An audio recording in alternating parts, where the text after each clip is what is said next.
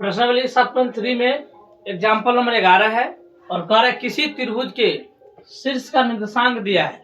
तो देखिए कोई एक त्रिभुज है जिसे कितने शीर्ष है, 1 2 और 3, इन तीनों शीर्षों का निर्देशांक दिया है। पहले शीर्ष का निर्देशांक क्या दिया है, 1, -1। दूसरे शीर्ष का क्या दिया है निर्देशांक, -4, -6 और तीसरे के दिया -3, -5। तो कह रहा है इनका क्षेत्रफल क्या होगा।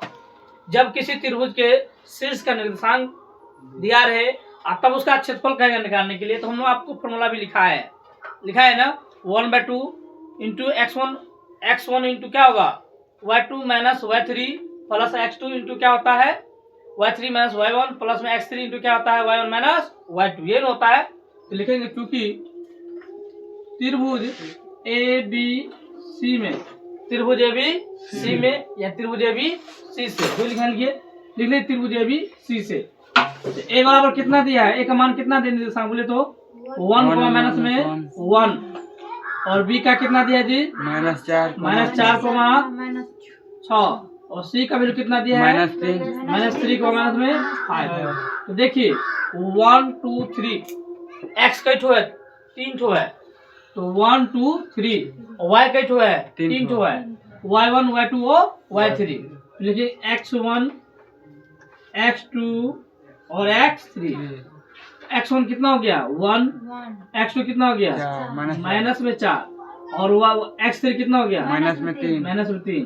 कमा दीजिए y1 कितना होगा बोलिए 1 माइनस में 1, y2 कितना होगा 6 और y3 कितना होगा माइनस में 5। इसीलिए जब किसी त्रिभुज का शीर्ष का निर्देशांक दिया रहे, जब किसी त्रिभुज का शीर्ष का निर्देशांक दिया रहे तो उसका क्षेत्रफल होता है। इसलिए त्रिभुज ABC का क्षेत्रफल क्या लिखा है बताइए तो 1/2 इंटू 1 2 3 क्या लिखा है 1 2 3 का मतलब क्या, ये x का मान है, किसका मान है x1।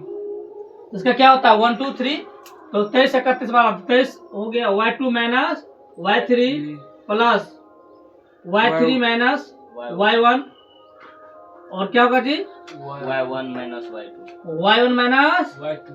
y2 y1 minus y2। अगर समरेखी रहता तो बराबर में क्या देते 0, समरेखी नहीं कर रहा है। तो त्रिभुज का जब किसी त्रिभुज का शीर्ष का निर्देशांक दिया रहे तो इसका क्षेत्रफल होता है 1/2 और इसको याद रखने के लिए ऐसे याद रखिएगा 1 2 3 1 2 3 और 23 31 12। तो 1 2 3 किसका हो गया x का, 23 31 किसका हो गया y का। तो 1 2 3 के बीच में किसका चिन्ह रहेगा प्लस का और 23 31 में किसका रहेगा माइनस का रहेगा, ठीक है।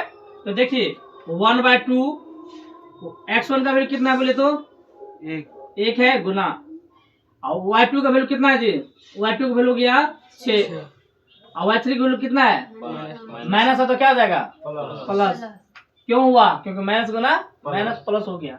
फिर देखिए x2 का वैल्यू कितना है जी माइनस में 4 इंटू देखिए y3 का वैल्यू कितना है माइनस में 5 और y1 का वैल्यू कितना है माइनस में 1। तो माइनस गुना माइनस क्या हो गया प्लस।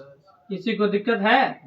अब देखिए x3 का वैल्यू कितना है माइनस में 3 इंटू y1 का वैल्यू कितना है जी माइनस में 1 और y2 का वैल्यू कितना है 6 प्लस है तो माइनस 1/2।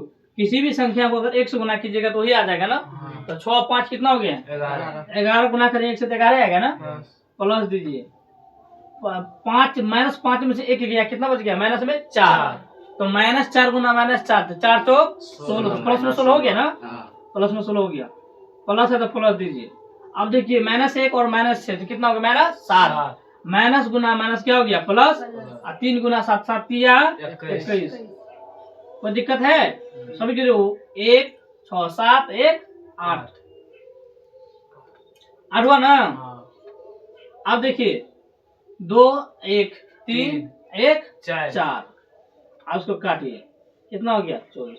इसीलिए त्रिभुज ABC का क्षेत्रफल कितना हो गया 24। कितना हो गया 24। अगर समझ में आ गया हो तो लाइक कीजिए, कमेंट कीजिए, घंटी तो जरूर दबाइए।